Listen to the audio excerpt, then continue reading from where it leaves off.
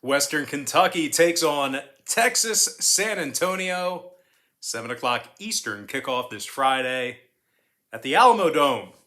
Western Kentucky's minus 1.5, total 72.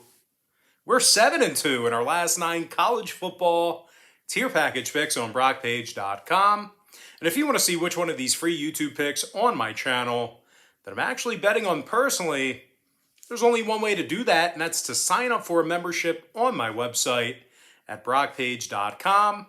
We're also hitting at 70% in our last 21 college football tier package picks on that very same webpage.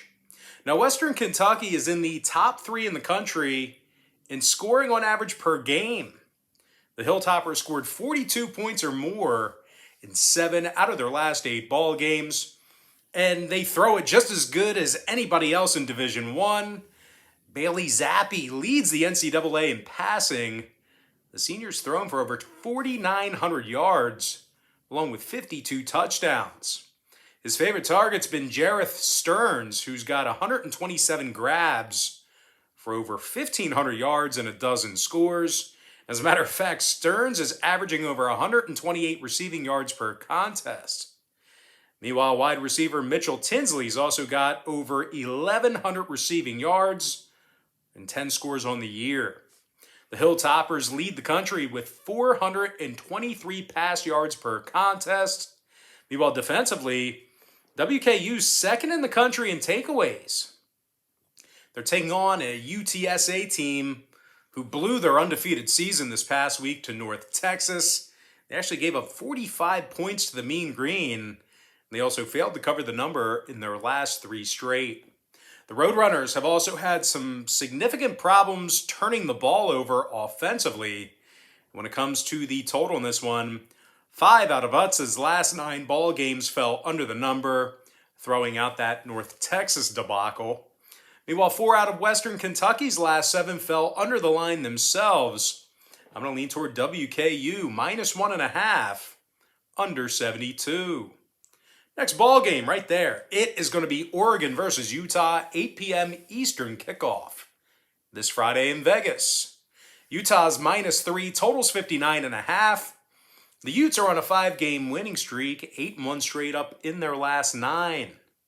They've done a real nice job running the football this season. They're gaining over 216 yards a game on the ground, and they rank in the top 15 in that category. Meanwhile, defensively, Mika Tafua has 9.5 sacks on the season, 45 tackles for the D end. And speaking of tackles, Devin Lloyd leads the program with 100 of them. The linebacker also has 7 sacks and 3 interceptions. The Utes have a top 25 pass defense. They're holding their opponents to just 199 pass yards per game. They're also in the top 20 in defensive yards per contest. They're taking on an Oregon team who failed to cover in 6 out of their last 10.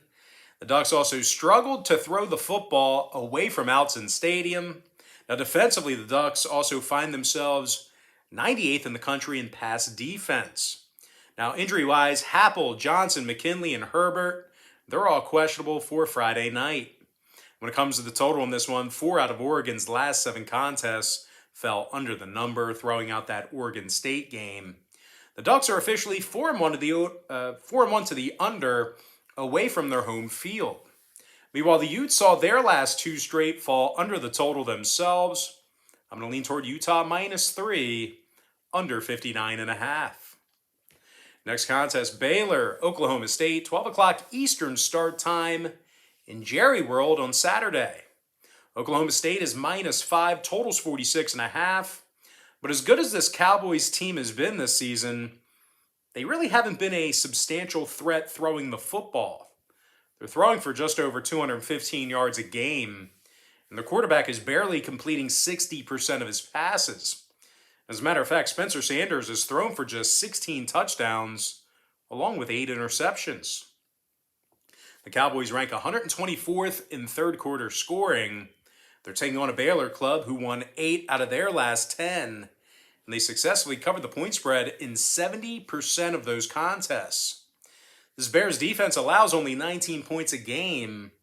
They also have a top 25 rush defense in the country. Terrell Bernard has 76 total tackles, along with 5 sacks and 3 PBUs. Meanwhile, Dylan Doyle has 72 tackles, along with a couple of PBUs and a pick. The Bears are in the top 10 in fewest points allowed per contest away from home. Meanwhile, offensively, on the other side of the football, Baylor's in the top 10 in rush yards per game. Abram Smith is gaining over 113 yards per contest. And he scored a dozen times on the ground this year. When it comes to the total, Baylor's 3-0 to the under in their last 3 contests, 4-1 to the under in their last 5. Meanwhile, 5 out of Oklahoma State's last 8 fell under the total themselves. I'm going to lean toward Baylor plus 5, under 46.5. Next ball game, Kent State, Northern Illinois, 12 o'clock Eastern kickoff at Ford Field in Detroit. Kent State's -3, total 73.5. The Golden Flashes lost 5 of 7 away from their home field this season. They also failed to cover the point spread in 71% of those very contests. Kent State's 102nd in the country in stopping the run. They're also giving up 35 points per contest. They're taking on a Northern Illinois team who rushes for over 231 yards a game themselves. Jay Ducker and Harrison Whaley have combined for over 1,450 rushing yards together. Meanwhile, Clint Rakovich has scored 11 times on the ground. The Huskies have covered in 4 of 6 away from their home field. As a matter of fact, NIU's covered in 8 of 12 ball games for the entire season. Now, total-wise, NIU's last 2 straight got over the number, 5-1 to the over in their last 6. Meanwhile, 5 out of Kent State's last 7 got over the line themselves. I'm going to lean toward NIU plus 3, over 73.5. Next contest, it is going to be Utah State versus San Diego State. 3 o'clock Eastern start time in Los Angeles. San Diego State's -5.5, totals 50. But as good as they've been this season, the Aztecs have really struggled to cover the point spread over the past month or so. The Aztecs failed to cover in 4 out of their last 5, and they've been little to no threat passing the football. San Diego State throws for just $157 per contest, and they rank 110th in offensive yards per game. The Aztecs are also 129th in fourth quarter scoring. Now, defensively, as much as the Aztecs rely on their defensive play, they're actually 80th in pass defense in the nation. They're taking on a Utah State team who loves to air it out. The Aggies throw for over 304 yards a game, and they rank in the top 20 in total yards per contest. Logan Bonner's thrown for over 3,200 yards, along with 32 touchdowns. Wide receiver Devin Tompkins averaged 129 yards per contest receiving, and he's also caught 9 touchdown passes. And speaking of touchdown catches, Derek Wright and Brandon Bowling, they've combined for 17 touchdown receptions between the two of them. The Aggies are currently in the top 25 in offensive yards per play away from home. And speaking of traveling, the Aggies played their best football this season away from home. They went a perfect 6-0 away from Maverick Stadium, 5-1 against the spread in those very contests. And as good as their offense has been, it's actually this Aggie defense who ranks in the top 3 in the country in pass defense away from home. Now, total-wise, Utah State went 6-3 to the under in their last 9 outings. Meanwhile, 6 out of San Diego State's last 8 ball games fell under the total themselves. I'm going to lean toward Utah State plus 5.5, under 50. Next matchup, it is going to be Appalachian State versus Louisiana, 3:30 p.m. East. Appalachian State is -3, totals 53. Now, the Mountaineers' only 2 losses this season did come on the road. As a matter of fact, Appalachian State ranks 98th in the country in road passing. The Mountaineers have also had a tough time holding on to the football. They're 117th in the country in offensive turnovers. They're taking on a Louisiana team who won 11 straight, with their only loss this season coming against Texas in the opener. The Raging Cajuns are a perfect 6-0 straight up on their home field. and they have a top 5 pass defense at home as well. Chauncey Manack has 9.5 sacks on the year, 49 tackles. Meanwhile, Lorenzo McCaskill has 73 tackles along with a fumble recovery. Louisiana is in the top 5 in the country in fewest home points allowed. They're also in the top 10 in the country in takeaways. Now, offensively, the Cajuns have done a really nice job running the football. They're averaging nearly 200 yards a game on the ground. They're also protecting the football pretty well as well. They're in the top 10 in offensive turnovers on the year. And when it comes to the number in this one, Louisiana's 5-1 to the under at home, 75% to the under for the entire season. Meanwhile, 4 out of Appalachian State's last 6 on the road fell under the total themselves. I'm going to lean toward Louisiana +3, under 53. Next contest, Georgia versus Bama, 4 o'clock Eastern kickoff in Atlanta. The Georgia Bulldogs are -6.5, totals 50 and a hook. Now, the undefeated Bulldogs have the best defense in the country. They're allowing only 6 points a game, and they're first in yards allowed per contest. This Bulldog D is also holding their opponents to just 151 yards a game passing. Channing Tindall has 57 tackles on the year, 4.5 sacks, and a forced fumble. Meanwhile, Nakobe Dean has 56 tackles on the season himself, along with 5 sacks and a couple of picks, and that includes a pick 6.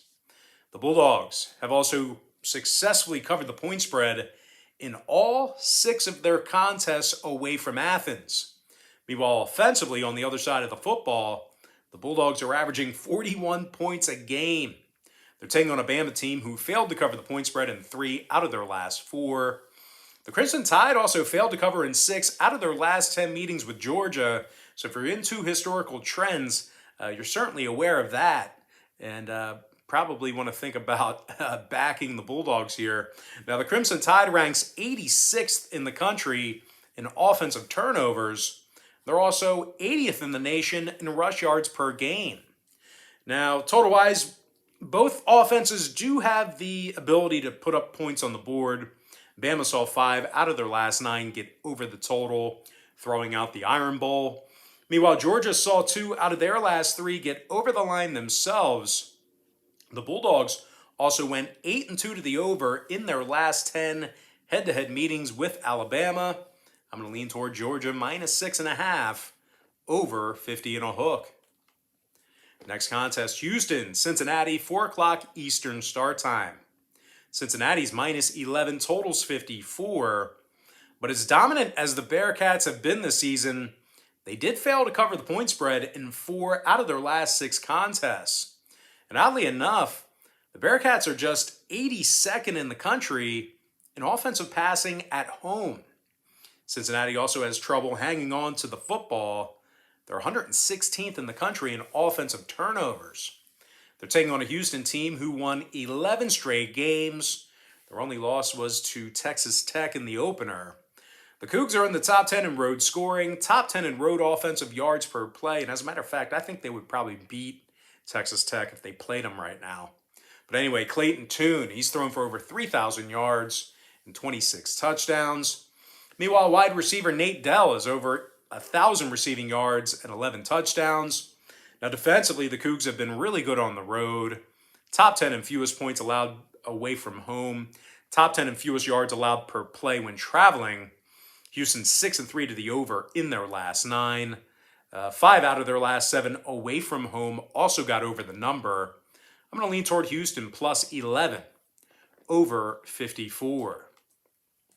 Next contest, it is going to be Pitt versus Wake Forest, 8 o'clock Eastern kickoff in Charlotte. Pitt's -3, total 72.5. Now, the Panthers certainly traveled well this season, 5-0 straight up away from Heinz Field, 5-0 against the number in those very contests. Kenny Pickett threw for over 4,000 yards, along with 40 touchdown passes. Jordan Addison caught 17 of those touchdown passes and averaged 113 yards receiving a game. The Panthers are scoring 43 points per contest, and they rank in the top 3 in offensive yards per game. But it's not just all offense in Pittsburgh. The Panthers have a top 10 rush defense in the country. Javi Baldonado and Kalijah Cansey, they combined for 15 total sacks on the season. They're taking on a Wake Forest team who allowed just about 30 points a game, and they rank 100th in college football in yards allowed per contest. The Deacs failed to cover in 3 out of their last 6 away from their home field, and they're 113th in fourth quarter points allowed. Now, total-wise, 6 out of Wake Forest's last 8 got over the number. Meanwhile, Pitt saw 8 out of their last 12 get over the line themselves. I'm going to lean toward Pitt -3 over 72.5. Next and final matchup, it is going to be Michigan versus Iowa, 8 o'clock Eastern start time. Michigan is -10.5 at Lucas Oil Stadium, totals 43. The Wolverines are scoring over 37 points a game, and they gain 225 yards per contest on the ground. Hassan Haskins is averaging over 100 yards a game, rushing, and 5 yards a carry.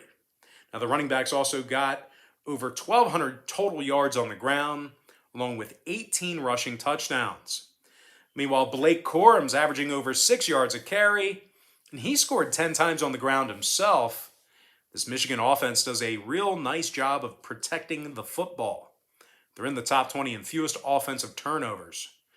Meanwhile, defensively on the other side of the ball, the Wolverines are giving up just 17 points per contest, and they're holding their opponents to only 196 yards a game passing. Michigan's currently in the top 15 in yards allowed per game. They're taking on an Iowa team who struggles offensively. They're 123rd in offensive yards per game, and they're throwing for only 177 yards per contest. Spencer Petras is completing only 58% of his passes. He's thrown only 9 touchdown passes for the entire season. Now, total-wise, the Hawkeyes are 3-0 to the over in their last 3 contests, 5-3 to the over in their last 8. Meanwhile, Michigan saw their last 2 get over the line themselves, 4-1 to the over away from home. I'm going to lean toward Michigan -10.5 over 43. And with that, guys, now it's time for our quick pick recap. Powered to you by my website at brockpage.com, where we are 7-2 in our last 9 college football tier package picks. I like Western Kentucky -1.5 under 72. Utah -3 under 59.5. Baylor +5 under 46 and a hook. Northern Illinois +3 over 73.5. Utah State +5.5 under 50. Louisiana +3 under 53. Georgia -6.5 over 50 and a hook. Houston +11 over 54. Give me Pitt -3 over 72.5. And before I give you my next and final free pick for the video, one final reminder that we are 7-2 in our last 9 college football tier package picks on brockpage.com. We're also hitting at 70% in our last 21 college football tier package picks in that very same category. I'm going to lean toward Michigan -10.5 over 43.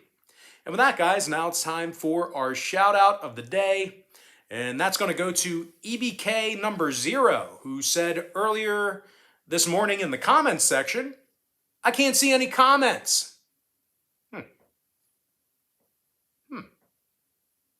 Can't see any comments, but you were able to comment in the comment section? Anyway, guys, that's going to do it for me. Don't forget to check me out on brockpage.com. Now, if you guys do end up getting a membership here today on that website, just keep in mind, you're going to get billed the day you sign up and then the first of every month following that. We utilize the Patreon platform, and that's just kind of the way Patreon does their billing cycle. They bill you the day you sign up and then the first of every month following that. So if you do end up getting a membership here today on that website, just keep in mind, once again, you're going to get billed the day you sign up, then the first of every month following that. You may want to wait until December 1st to get your absolute max value. I always tell folks in every single video, the earlier in the month you sign up, the better. But most importantly, guys, gotta thank you for joining me right here on YouTube. I really hope you enjoyed all this great free content, all this great free information. And with that said, guys, happy Monday to you. Best of luck to you. And I look forward to seeing you later on today on my website at brockpage.com.